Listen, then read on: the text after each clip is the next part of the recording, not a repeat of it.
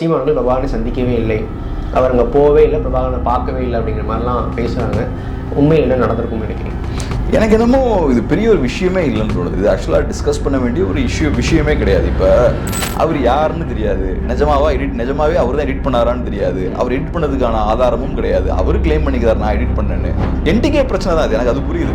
But எதுக்கு மீடியாலாம் அதை discuss பண்ணோம்? மீடியா எல்லாம் போய் அது பண்ணி இந்த ஃபோட்டோவை எடிட் பண்ணீங்களா இல்லையா, எப்போ எடிட் பண்ணி இப்படி கேட்டுட்டு இருக்காங்க. அவரும் அந்த கதையெல்லாம் சொல்லிட்டு இருக்காரு. ஃபோட்டோ எடிட் நான் எப்போ பண்ணேன்னு அந்த கதையெல்லாம் அவரும் பேசிட்டு இருக்காரு. இல்லை, அந்த பெரியார் குறித்து சீமானவர்கள் பேசிய பேச்சுக்கு பின்பு தான் இந்த மாதிரியான சர்ச்சைகள்லாம் எழுது. பட் ஒருபடி கூடுதலாக அவர் பெரியார் விமர்சிச்சுட்டாரோ? அவரை விமர்சிச்சது கரெக்டா தப்பா, அந்த விமர்சனம் கரெக்டா தப்பா, என்ன பொறுத்தளவில் மேபி விமர்சிக்காம கூட இருந்திருக்கலாம். பேட்டியில் சொல்றாரு, நான் பெரியாரை பற்றி பேசுகிறேன், நீங்கள் என்ன ஹெட் நியூஸாக போடுறீங்க, எல்லாம் போடுவீங்களா நீங்கள் அப்படின்னு அவரே ஒரு பிரச்சனையில். ஸோ இப்போ ஒரு டைம்ல பார்த்தோம்னா இதில் ஒரு வகையில் பார்க்கும்போது திமுக அட்வான்டேஜ். ஏன்னா இஷ்யூஸ் எல்லாத்தையுமே ஓரமாக வச்சுக்கிட்டு பெரியாரா சீமாரான்னு டிஸ்கஸ் பண்ணிட்டு இருக்காங்க. ஏகப்பட்ட பிரச்சனைகள், அவங்களோட நிர்வாக கோளாறுகளெல்லாம் நம்ம பேசாமல் இதை நம்ம பேசிட்டு இருக்கோம். என்டிகேவை பொறுத்தளவில் திமுக அடிக்கணும்னா திராவிடம் அப்படின்ற அந்த ஐடியாலஜி அடித்தா போதும், திமுகவுக்கு வலிக்கும். ஏடிஎம்கேக்கு வலிக்க மாட்டேங்குது. ஏடிஎம்கே குவைட்டாக தான் இருக்காங்க. பெருசாக நாம் தமிழர் கட்சி பெர்ஃபார்ம் பண்ணலாம் நான் பார்க்கல. பை எலெக்ஷனில் பெருசாக ஸ்கோர் பண்ணுறதுக்குலாம் அங்கே ஒன்றும் ஸ்பேஸ் கிடையாது.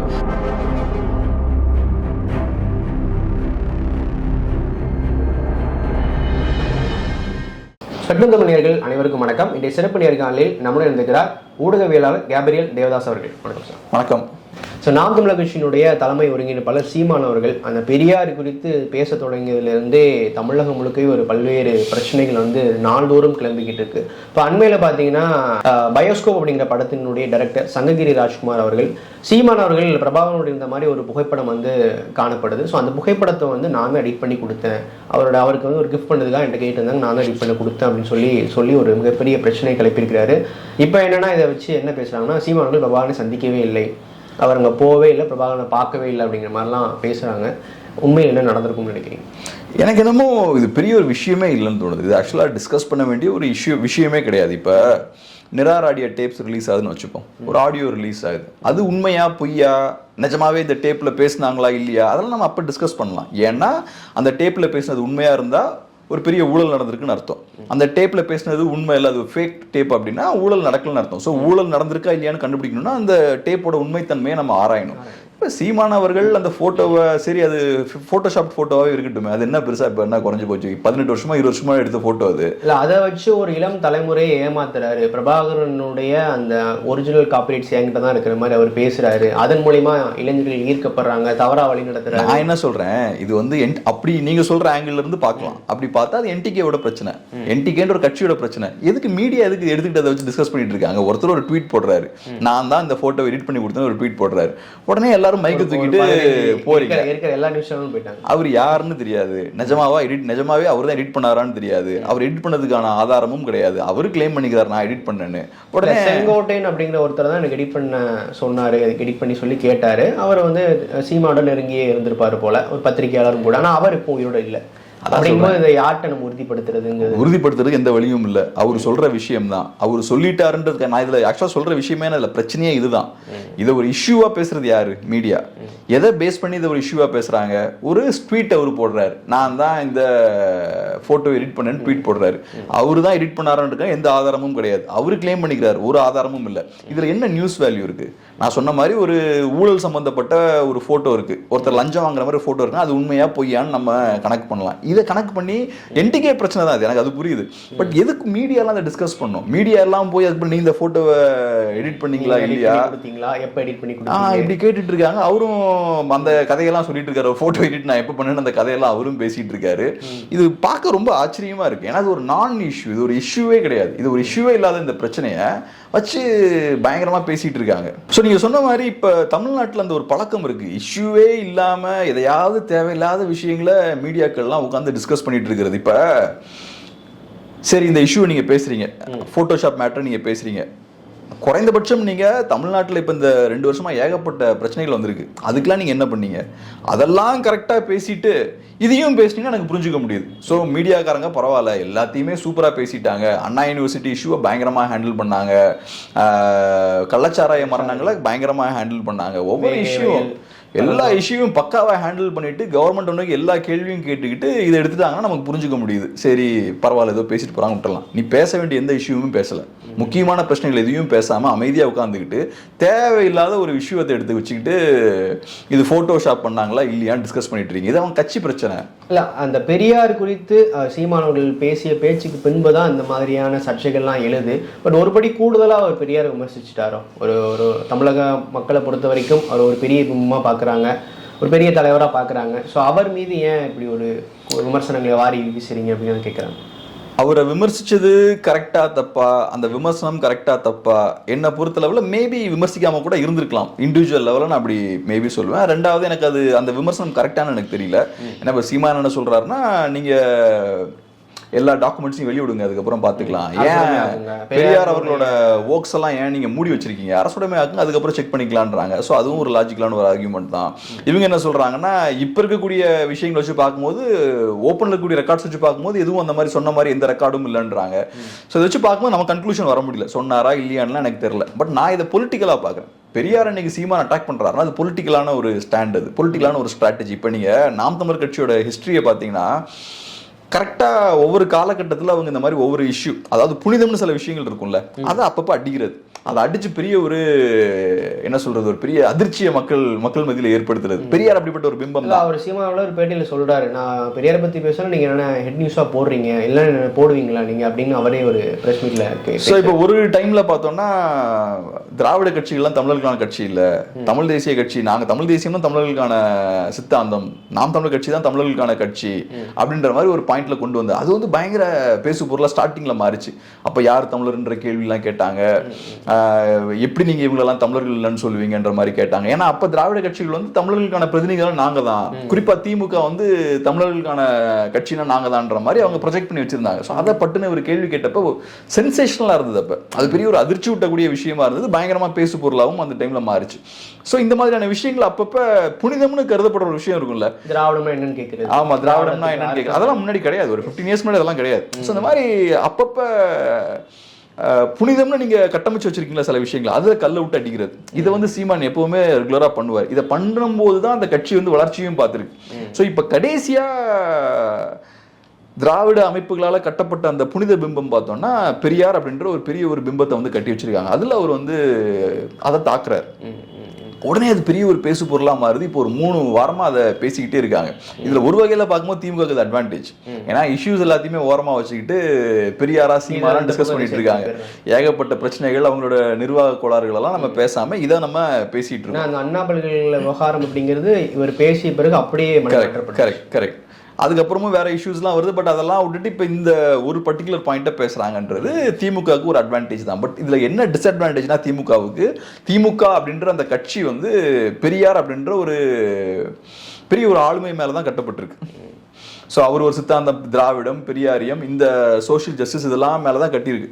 அப்புறம் டிஎம்கே கிளைம் பண்ணுற விஷயம் என்ன, நாங்கள் தான் பெரியாரோட சோல் ஓனர்ஸ், அவருடைய கொள்கைகளை நாங்கள் தான் நிறைவேற்றி. ஆமாம், ஸோ நாங்கள் தான் அவங்களோட வாரிசுகள். அதிமுகலாம் பெரியாரோட வாரிசு கிடையாது. அதிமுகவை பொறுத்தளவில் அவங்களுக்குலாம் பெரியாரை பற்றி எதுவுமே தெரியாது, திராவிடம்னா என்னன்னே தெரியாது. நாங்கள் தான் நிஜமான உண்மையான ஒரிஜினல் திராவிட கட்சினா நாங்கள் தான்.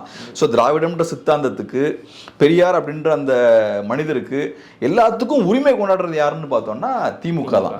ஸோ அப்போ என்ன ஆகுது, திராவிடம் இஸ் ஈக்குவல் டு டிஎம்கே, பெரியாரியம் இஸ் ஈக்குவல் டு டிஎம்கே அப்படின்ற ஒரு சூழலை நீங்களே ஏற்படுத்திக்கிறீங்க. இது பேர் அப்ராப்ரியேஷன் வாங்க, ஒரு இது விஷயத்தை நீங்க அபகரிச்சுக்கிறது, ஒரு ஐடியாலஜி, ஒரு பிம்பத்தை நீங்க அபகரிச்சுக்கிறது. ஸோ இப்போ என்டிகேவை பொறுத்தளவில் திமுக அடிக்கணும்னா திராவிடம் அப்படின்ற அந்த ஐடியாலஜி அடிச்சா போதும், திமுகவுக்கு வலிக்கும். ஏடிஎம்கேக்கு வலிக்க மாட்டேங்குது, ஏடிஎம்கே குவைட்டா தான் இருக்காங்க. ஆமா, ஸோ அதனால திராவிடம்ன்ற அந்த ஒரு சித்தாந்தத்து மேல கல் எறிஞ்சா திமுகவுக்கு பாதிப்பு ஏற்படுது. அதே மாதிரி பெரியார் அப்படின்ற அந்த பெரிய பிம்பத்து மேல ஒரு தாக்குதலை தொடுத்தா டிஎம்கேக்கு பாதிப்பு ஏற்படுத்துது. ஸோ இந்த விஷயத்தை வந்து இந்த லாஸ்ட் ஒரு 30 இயர்ஸா டிஎம்கே தான் கட்டமைக்கிறாங்க. அவங்க கட்டமைச்சு இந்த ஒவ்வொரு ஆளுமைகளையும் ஒவ்வொரு சித்தாந்தத்தையும் அவங்க வந்து அபகரிக்கிறாங்க. அது இப்போ அவங்களுக்கு எதிராக டேர்ன் ஆகுது. இப்போ சீமான் அவர்கள் பெரியார் குறித்து பேசிய பேச்சுக்கெல்லாம் ஈரோடு கிழக்கில் ஒரு மக்கள் வந்து பதில் கொடுப்பாங்க. ஈரோடு கிழக்கில் சீமான் அவர்கள் இந்த முறை அந்த அவர் எப்போது வாங்குற அந்த 10,000 வாக்குகள் கூட வாங்க மாட்டார், அதை விட மிகப்பெரிய ஒரு சம்பட்டடி கொடுப்பாங்க அப்படின்னு சொல்லிட்டு திக ஆதரவாளர்கள், திமுக ஆதரவாளர்கள் பேசுறாங்களே. ஸோ இந்த விஷயம் அங்கே ஈரோடு கிழக்கில் எதிரொலிக்குமா? அது ரெண்டு விஷயம். ஒன்று என்னன்னா, பெருசாக நாம் தமிழர் கட்சி பெர்ஃபார்ம் பண்ணலாம் நான் பார்க்கல. பை எலெக்ஷனில் பெருசாக ஸ்கோர் பண்ணுறதுக்குலாம் அங்கே ஒன்றும் ஸ்பேஸ் கிடையாது.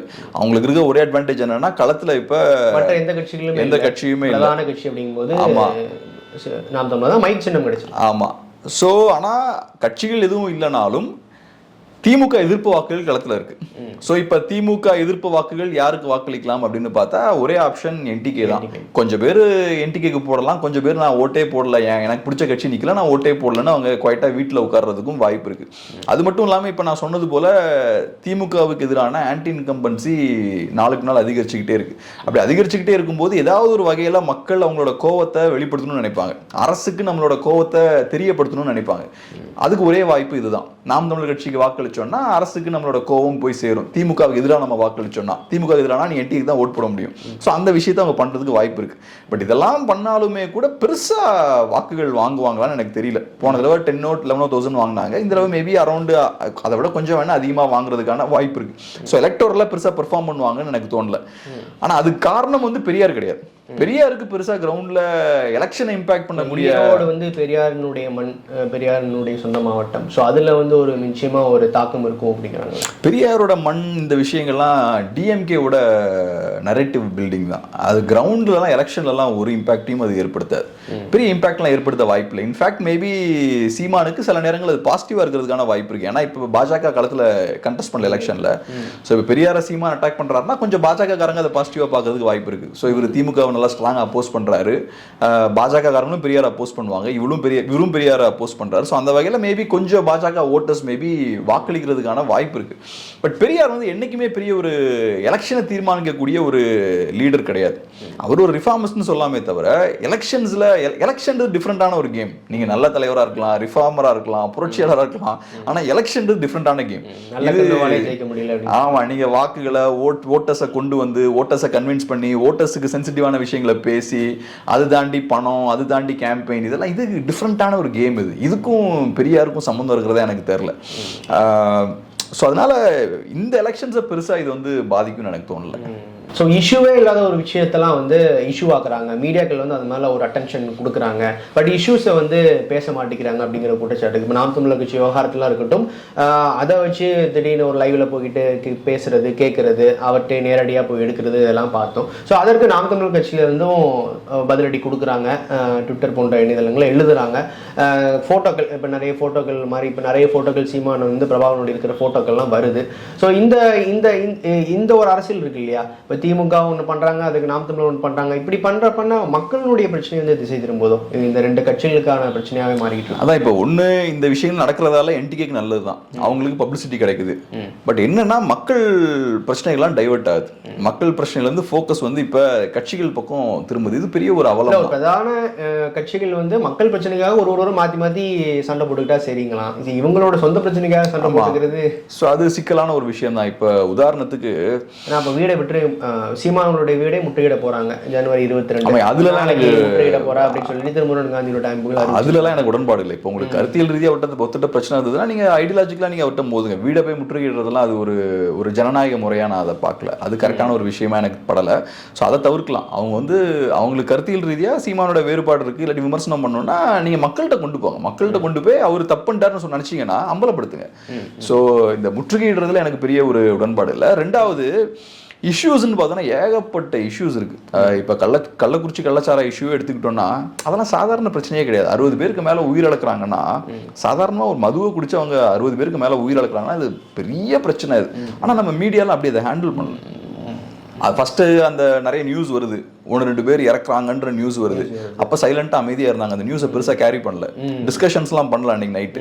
அதுக்கப்புறம் என்ன நடக்குதுன்னு வெயிட் பண்ணி பாக்குறாங்க, நிறைய நியூஸ் வர ஆரம்பிக்குது, டெத் நியூஸ் ஒவ்வொன்றா வருது, போட்டே ஆகணுங்கிற கட்டாயத்துல வேற வழியே இல்லாம போடுறாங்க. அப்புறம் போட்டு முடிச்சதுக்கு அப்புறம் முடிஞ்ச அளவுக்கு அந்த நியூஸ்ல இருந்து வெளில போயிடலாம், வேற ஏதாவது ஒரு இஷ்யூ இருந்ததுன்னா டைவர்ட் ஆகி அங்க போயிடலாம் அப்படின்ற ஒரு காப்பாத்துவாரா அப்படின்னு. ஆமா, ஏதோ ஒரு தப்பிக்கிறதுக்கான வழியை தேடிக்கிட்டே இருக்கிறது. ஸோ இவ்வளோ பெரிய இஷ்யூ, 60 பேருக்கு மேல இறக்குறாங்க, அதை நீங்க எப்படி ஹேண்டில் பண்ணி இருக்கணும் அந்த இஷ்யூ? இஷ்யூவை எதிர்க்கட்சிகள் எப்படி ஹேண்டில் பண்ணி இருந்திருக்கணும். அதை இன்னும் தினம் போரா நடந்துட்டு இருக்கீங்க, யுக்ரைனுக்கும் ரஷ்யாவுக்கும் போர் நடந்ததுன்னா ஒரு நாளைக்கு 60 பேர் இறப்பாங்க. புரிஞ்சுக்க முடியுதுன்னா 60 பேர் மதுவை குடிச்சு இறக்குறாங்கன்னா இது என்ன நடக்குதுங்க, எப்படி இங்க அட்மினிஸ்ட்ரேஷன் இப்படி கொலாப்ஸ் ஆகுது, இதெல்லாம் இருக்கு. அதே மாதிரி அண்ணா யூனிவர்சிட்டி இஷ்யூ, பொள்ளாச்சி இஷ்யூ நடந்தப்போ எப்படி என்னெல்லாம் நடந்ததுங்க தமிழ்நாட்டில், மீடியா எப்படி ரெஸ்பாண்ட் பண்ணாங்க, எதிர்கட்சிகள் அப்போ எப்படி ரெஸ்பாண்ட் பண்ணாங்க. இன்னைக்கு அண்ணா யூனிவர்சிட்டி இஷ்யூக்கு சைலண்டாக அந்த சிபிஐக்கே கொடுத்துட்டாங்க உடனே. ஆமாம், இப்போ பெரியார் சீமான் இஷ்யூ வந்தோடனையும் கம்ஃபர்டபுளாக அதுக்கு டைவெர்ட் ஆகிட்டாங்க. இந்த இஷ்யூ அந்த அளவுக்கு பெருசாக பேச மாட்டேங்கிறாங்க. மூணாவது பேச வேண்டிய விஷயம் என்னன்னா, இப்போ 4 வருஷம் ஆட்சி பண்ணியிருக்காங்க திமுக, அடுத்த வருஷம் எலெக்ஷன் அவங்க ஃபேஸ் பண்ண போகிறாங்க. நீங்கள் கொடுத்த ப்ராமிஸ்ல நடுவில் உள்ளாட்சிதல் நடத்தணும் வரேன். ஸோ இப்போ அதுக்கு போகிறதுக்கு முன்னாடி நீங்கள் வந்து சொன்ன வாக்குறுதிகள் எல்லாம் நீங்கள் நிறைவேற்றினீங்களா? நீங்கள் என்ன சொல்லிட்டு வந்தீங்க? நீட்டை பற்றி நீங்கள் என்ன சொன்னீங்க? முதல் கையெழுத்துன்னு என்ன சொன்னீங்க நீங்கள்? ரைட். ஸோ இப்போ அதெல்லாம் நீங்கள் பேசணும்ல. இப்போ மீடியா அதை கேள்வி கேட்கணும்ல கவர்மெண்ட்டை நோக்கி. இதெல்லாம் சொன்னீங்க, இதெல்லாம் செஞ்சீங்களான்னு கேட்கணும். இப்போ பொங்கலுக்கு 1000 ரூபாய் கொடுக்க முடியல, என்னென்ன பேச்செல்லாம் பேசினாங்க. திராவிட மாடல் அரசு, நம்ம வந்து பயங்கரமான அட்மினிஸ்ட்ரேஷன் நம்ம பண்றோம், உலகத்திலே ஒரு பெரிய சிறந்த அரசு, அமெரிக்கா லெவலில் வளர்ந்துருக்குன்னா சில பேர் பேசிட்டு இருந்தாங்க. ஸோ அப்படி இருக்கும்போது உங்களுக்கு இன்னைக்கு 1000 ரூபாய் கொடுக்க முடியல. இப்போ என்ன பொறுத்தளவில் ஃப்ரீயாக கொடுக்குற விஷயத்தை நான் ஏற்றுக்க மாட்டேன். எனக்கு பொறுத்தல ஃப்ரீ பீஸ் இல்லாமல் இருக்கிறது பெட்டர். நீ இந்த 1000 ரூபாய் கொடுக்குறதுலாம் எனக்கு பெரிய உடன்பாடு கிடையாது. பட் தான் நீங்கள் கொடுத்து பழக்கிருக்கீங்க.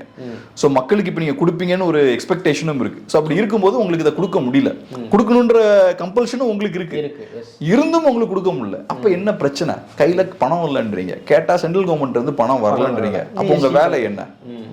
சென்ட்ரல் கவர்மெண்ட் இருந்து பணம் வரலன்னு சொல்றது உங்க வேலை இல்லைல்ல. இங்க நிர்வாகம் பண்ணணும், அங்க இருந்து வரலன்னா அதை எப்படி வர வைக்கிறதுன்றதை யோசிக்கணும். சும்மா பிஜேபிக்காரன் என்ன கொடுக்கல நீங்க வந்து சொல்றதுக்கு நீங்க கிடையாது. ஸோ ஏகப்பட்ட பிரச்சனை இருக்கு. இதெல்லாம் எதுவும் பெருசா டிஸ்கஸ் பண்ண மாட்டேங்கிறாங்க. பொங்கலுக்கு 1000 ரூபாய் கொடுக்கலங்க. போன ஆட்சி நடக்கும்போது 2000 ரூபாய் ஏன் கொடுக்குறீங்க, 5000 ரூபாய் கொடுக்க வேண்டியதானு கேட்டவங்க, 5000 ரூபாய் ஏன் கொடுக்கலன்னு கேட்டவங்களுக்கு, 2500 ரூபாய் பத்தாதுன்னு சொன்னவங்களுக்கு நீங்க 1000 ரூபாய் கொடுக்க முடியல. அதை ஒரு நியூஸா இன்னைக்கு பெருசா டிஸ்கஸ் பண்ண மாட்டேங்கிறாங்க யாரும். அதை எவ்வளவு டிஸ்கஸ் பண்ணிக்கணும் அந்த பொங்கல் இஷ்யூவை, financial point of view discuss பண்ணிக்கணும். அது எனக்கு தெரிஞ்சு நம்ம கஜானா காலி ஆயிட்டு இருக்கா, காலி ஆயிட்டு இருக்குன்னா ஏன் காலியாகுது, கவர்மெண்டோட பாலிசி சரியில்லையா, ஏன் இவ்வளவு ஃப்ரீ கொடுக்குறீங்க, இதை தான் பண்ணணும். வளர்ந்த நாடுகள்லாம் இதான் பண்ணுவாங்க. இங்க உட்கார்ந்துக்கிட்டு அவர் அப்படி சொன்னாரு, இவர் இப்படி சொன்னாரு, இவருக்கு அவரு பதிலடி கொடுத்தாரு, இந்த எலெக்ஷன்ல அதிமுகவுக்கும் இந்த கூட்டணி நடக்குமா, இந்த கூட்டணி உடையுமா போகுமா, இஷ்யூஸே டச் பண்ண மாட்டேங்கிறாங்க. ஸோ இது மீடியான்ற அந்த இன்ஸ்டிடியூஷன் மேலே மக்களுக்கு நம்பிக்கை போயிடும். தொடர்ந்து பேசுவோம். பல்வேறு நன்றி.